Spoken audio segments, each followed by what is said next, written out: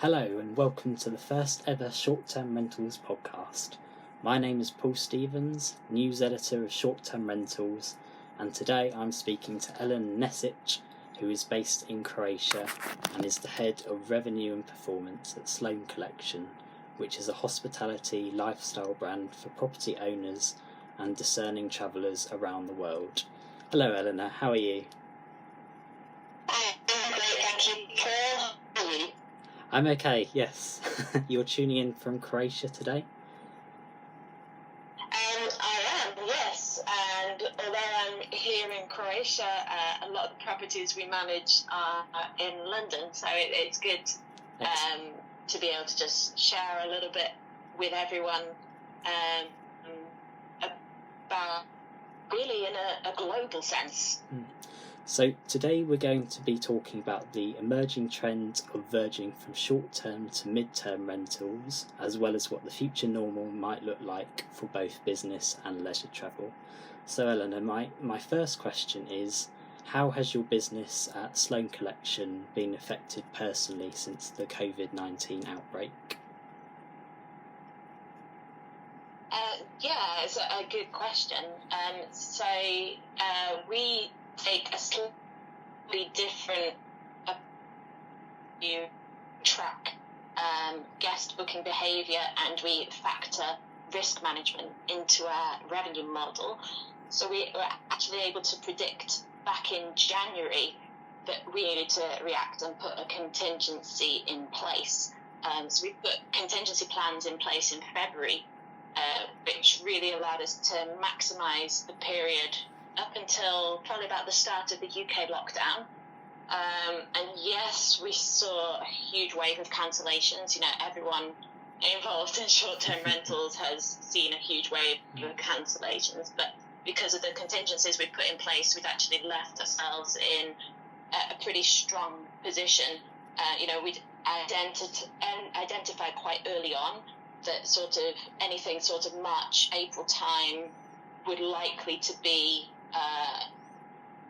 maybe a stranded foreigner or someone like that who would maybe need accommodation for slightly longer, just because of all the restrictions in place. So we were actually able to get really before a lot of the regulations kicked in.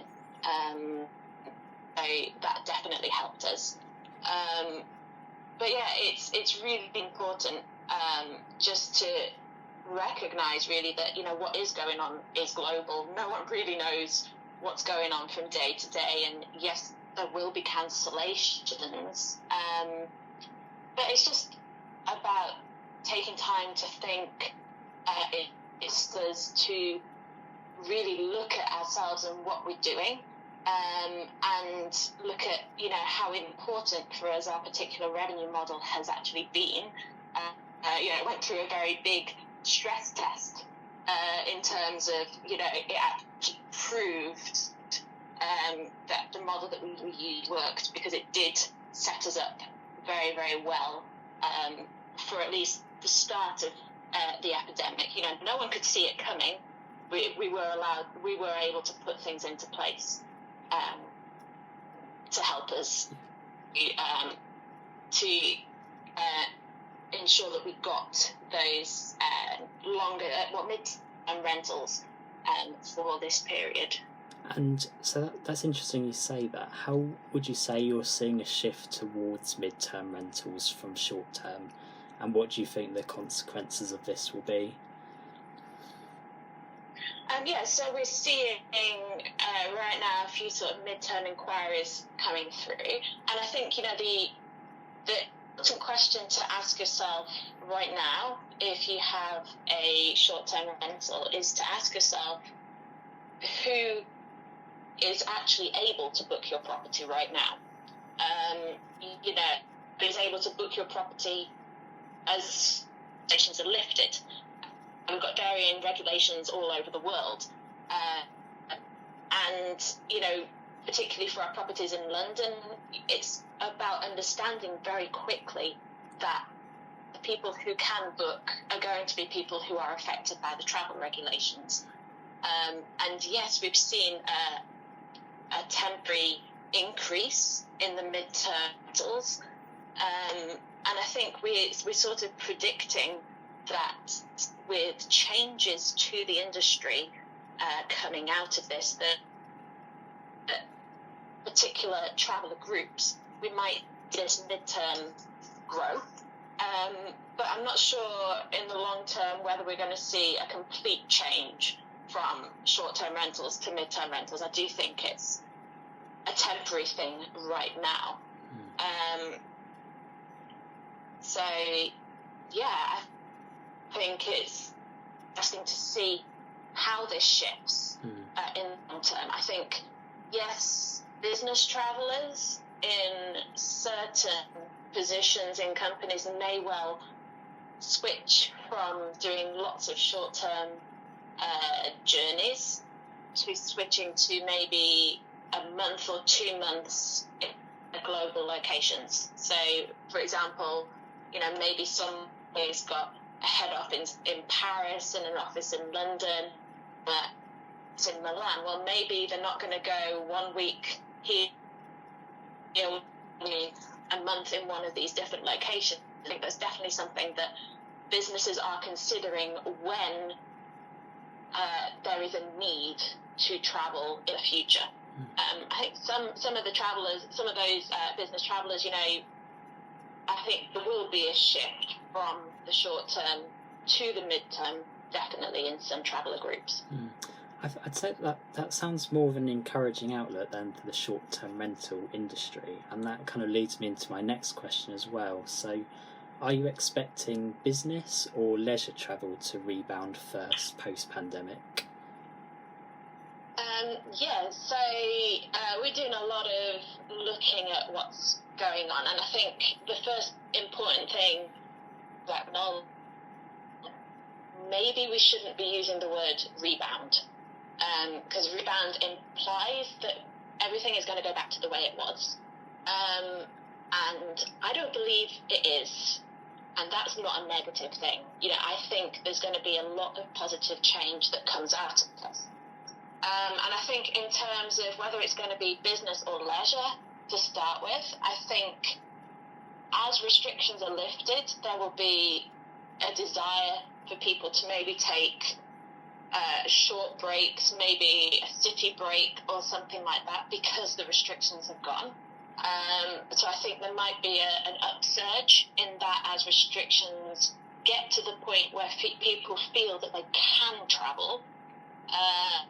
Now, I don't think that will be immediately as the restrictions are lifted, but I think there's definitely a desire for people to travel.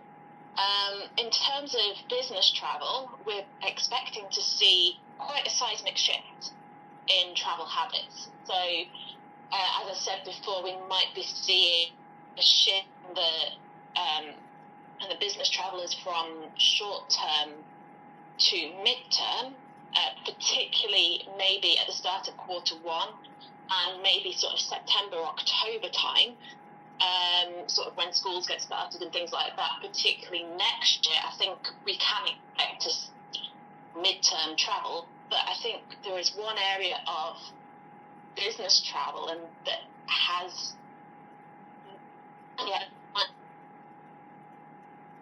think see a growth. So, we've had all of these companies, all of the people all across the world being forced to rely on technology, forced to work from home. And I've worked from home for 5 years, and it's incredible. If all of a sudden you don't have to hide to a particular location. I've worked from Croatia for 5 years, even though the bulk of our company is based in London.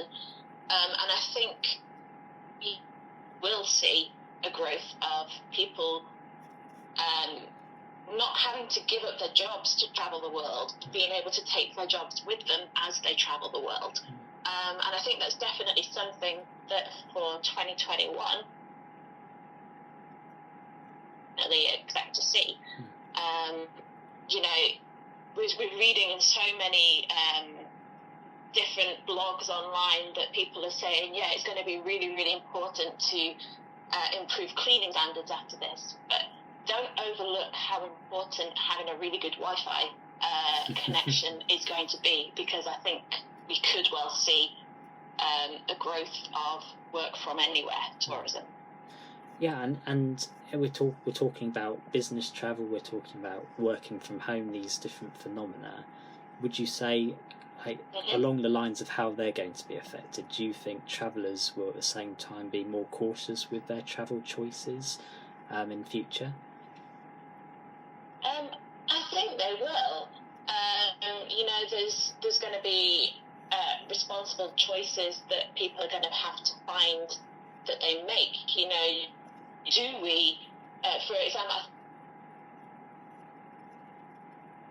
on a plane to go to London for a couple of days, or to rely on the technology? And I think the general consensus is that companies have been forced to look at the way that they do these things. So I think definitely short-term business travel is going to change. And that's okay, because there will be what falls away in one area will grow up in a different area. I think immediately following this, there will be a lag between business travellers picking up to do the sort of work from anywhere.